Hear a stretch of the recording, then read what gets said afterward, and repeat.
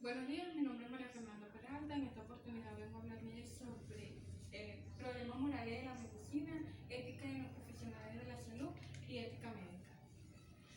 La ética en los profesionales de la salud. Entre los profesionales de la salud, la ética ha sido tradicionalmente asumida como un conjunto de exigencias institucionales para la conducta profesional, de las cuales se manifiestan en las prácticas como norma de comportamiento generalizado. La ética en el sentido profesional está también directamente vinculada con la calidad moral de nuestro trabajo, tener responsabilidad, honestidad y practicar lo que sabemos hacer y lo que hacemos. El compromiso con el que hacemos las cosas. La ética médica es el conjunto de principios morales y de acciones relevantes del personal responsable de la salud, ya que con frecuencia se utilizan en forma indistinta, y aunque el campo de la bioética abarca las relaciones de la ética en todos los seres vivos, la ética médica implica los principios que deben regir el actuar de todos los involucrados en el tratamiento de las personas. Los problemas morales de la medicina. Entre los últimos 40 años se ha observado un progreso notable en el campo de las ciencias biomédicas y de la tecnología, y ello ha obligado al médico a enfrentarse a diversas situaciones en las que se encuentra en ángulos distintos. Con lo contemplado su forma tradicional, el médico dispone de su propia conciencia y del influjo procedente de una tradición milenaria, como elementos de guía. Pero al analizar los numerosos problemas, entre ellos la referencia de la vida y la muerte, tiene que conciliar sus ideas e intereses profesionales con la de la sociedad. Esta conciliación aún no ha sido lograda debido al médico contemporáneo. Y debido al médico contemporáneo, enfrentarse a algunos aspectos morales vinculados al ejercicio de la medicina continua, siendo a pesar el tiempo transcurrido de difícil solución, como el aborto, entre otras. Les voy a hablar, mi nombre es Hernández Ana y les vengo a hablar sobre la denominada regla de oro. Esta es una denominación moral para la vida universal y nacional. ¿Por qué? ¿Cuál es la regla de oro? Dice que la regla de oro es: como queréis que los hombres hagan con vosotros, así también haced vosotros con ellos. Ahora, la regla de oro fue por primera vez denominada por primera vez en un anuncio de regla de oro por el texto narrativo del Imperio Medio llamado Historia del Campesino Elocuente. Ahora, la regla de oro, antes de ser llamada regla de oro, hubieron 3 reglas, y fue la regla de cobre, que era ojo por ojo y diente por diente, brazo por brazo y carne por carne. Era decir, que las personas no tenían ese apoyo unos a otros, ni todos se trataban igual. La segunda regla fue la denominada regla de plata. ¿Por qué? Dice: no hagas a los demás lo que no te gusta que te hagan a ti. Es decir, que si tú le haces a alguna persona, no debes hacérsela, porque si no, yo te la voy a hacer peor. Pero luego fue traída la regla de oro. ¿Y por qué la denominaron regla de oro? Por ser el oro uno de los metales más valiosos en todo el mundo. Y como queréis que los hombres hagan con vosotros, haced también vosotros con ellos. Si tú quieres que te hagan bien a ti, debes hacérselo también a los demás. ¿Y cómo la aplicamos, la regla de oro, a nuestra vida? Ella se aplica a todo nuestro prójimo y nuestro entorno, importando la índole la índole que sea. Se le aplica a todas las culturas, filosofías y religiones en todo el mundo entero. Esta la debemos llevar no solamente a nuestra comunidad, sino a todo el mundo entero. ¿Por qué? Debemos llevársela también a nuestras familias, amigos, compañeros y profesores,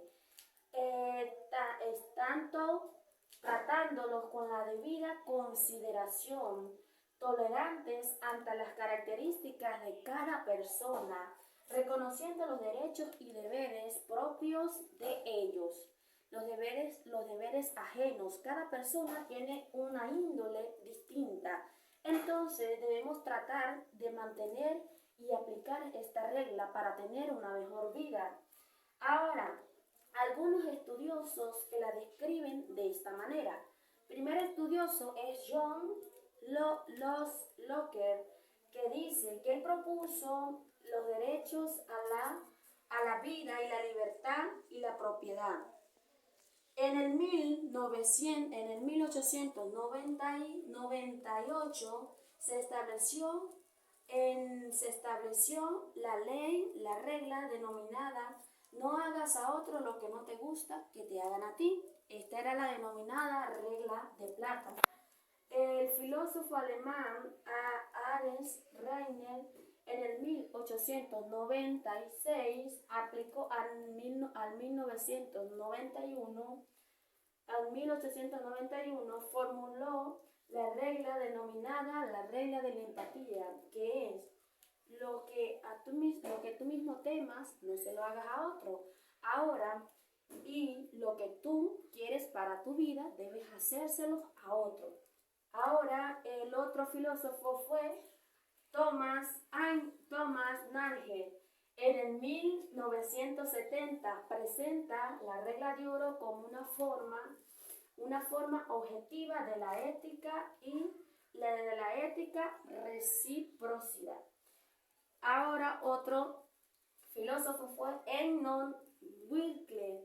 En el 1990 él presentó el desarrollo, la regla de oro como un código para la vida diaria. ¿Por qué?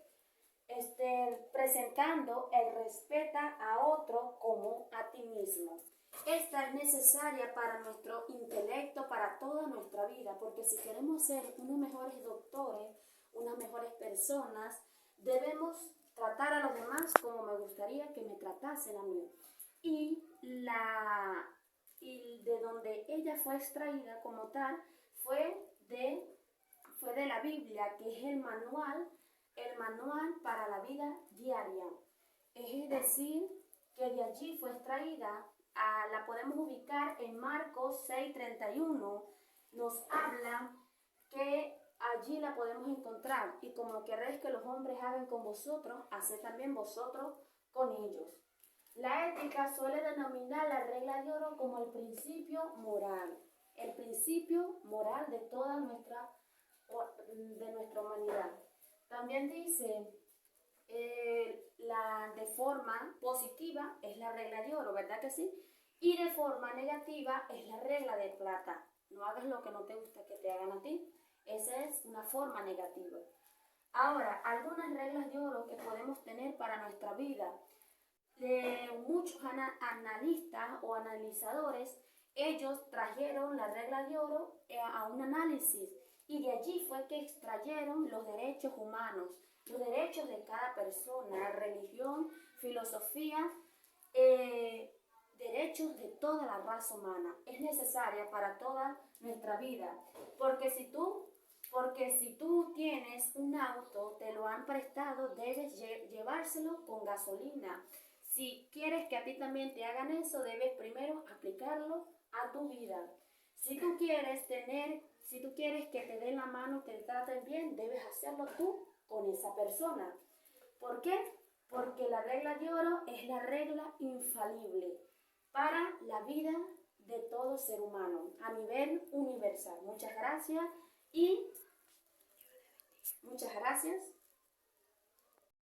Buenos días, mi nombre es John Medina, soy integrante de la sesión número 6, Núcleo Clavoso. Para defender este trabajo de bioética me tocó hablar de dos puntos, que son los postulados de Koch y la doctrina de la ley natural. Antes de hablar sobre los postulados o sobre qué es el postulado, me gustaría dar una breve biografía sobre quién fue Robert Koch. Él nació el 11 de diciembre de 1843 en Alemania. Él estudió en Göttingen, pero ejerció su carrera como médico en Hannover. Él fue médico rural durante 8 años, entre un transcurso de 1872 y 1880. Allí fue donde nació o se despertó su curiosidad por la bacteriología, por la microbiología. De hecho, actualmente él es considerado como uno de los padres de la bacteriología. Él es conocido actualmente porque él fue el primero en aislar 3 bacilos: el bacilo de la tuberculosis, el bacilo del anthrax maligno o carbunco y el bacilo del vibrio cólera. Y desde allí, desde cuando él empezó a aislar el bacilo del anthrax, fue que él empezó a establecer sus postulados. Los postulados de Koch son él da a entender de cómo un agente o un microorganismo puede ser específico de una enfermedad. De hecho, de eso es lo que se trata. Cómo una enfermedad tiene relación con un microorganismo específico. Él, cuando comenzó en 1882, él aisló de un animal el bacilo de la tuberculosis, que es el Mycobacterium tuberculosis. Y en 1883 el de vibrio cólera. Y en 1887 el anthrax. En sus investigaciones, él lo que hizo fue, en la primera fase de su investigación, él se dio cuenta de que el bacilo se encontraba en la sangre de los animales enfermos o del individuo enfermo o del huésped, como lo queramos llamar. Él lo que hizo fue extraer la sangre y la inoculó en una cobaya o un ratón de laboratorio sano. Y él se dio cuenta, o el resultado fue, que la enfermedad se transmitía del ratón enfermo al ratón sano.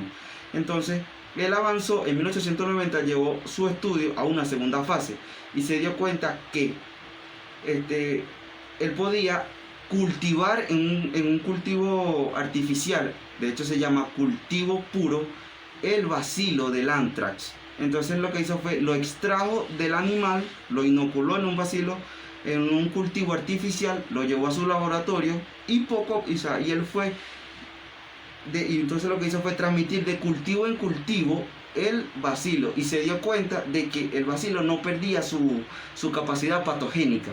Entonces allí, durante esos estudios, lo que hizo fue establecer los siguientes postulados.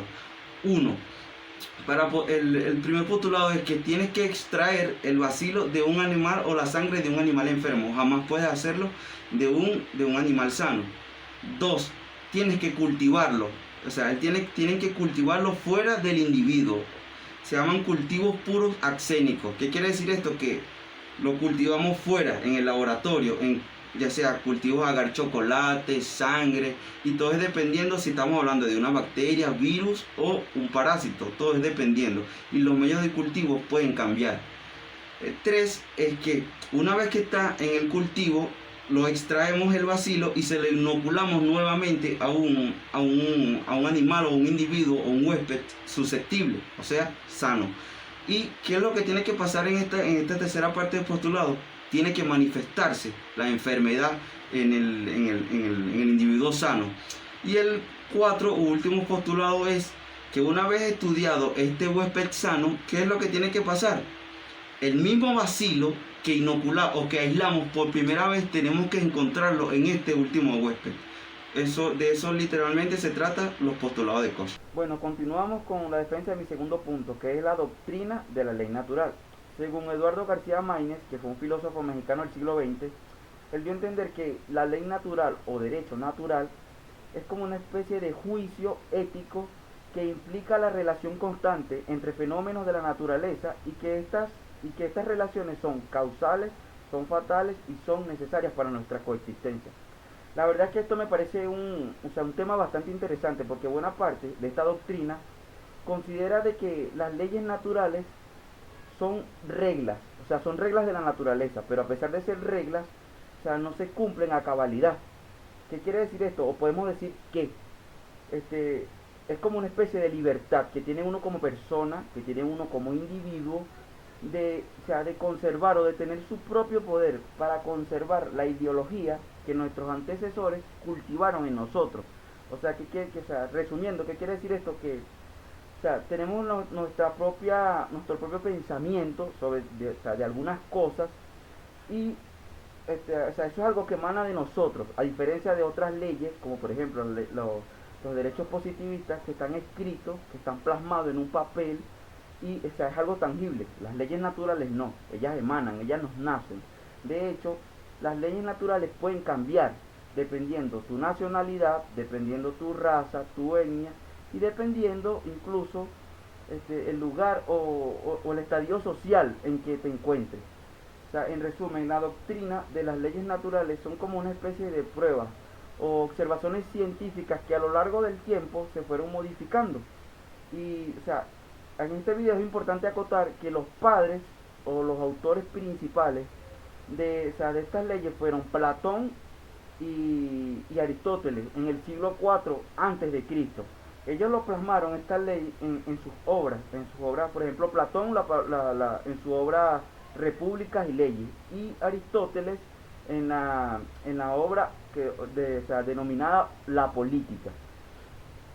Pero a lo largo del tiempo, o sea, todas estas leyes fueron modificándose, pero nunca perdieron su esencia, que es que cada individuo tiene un pensamiento diferente. O sea, en resumen, eso es todo de lo que se trata la ley de la doctrina de la ley natural. Les recuerdo, mi nombre es John Medina, integrante de la sección número 6.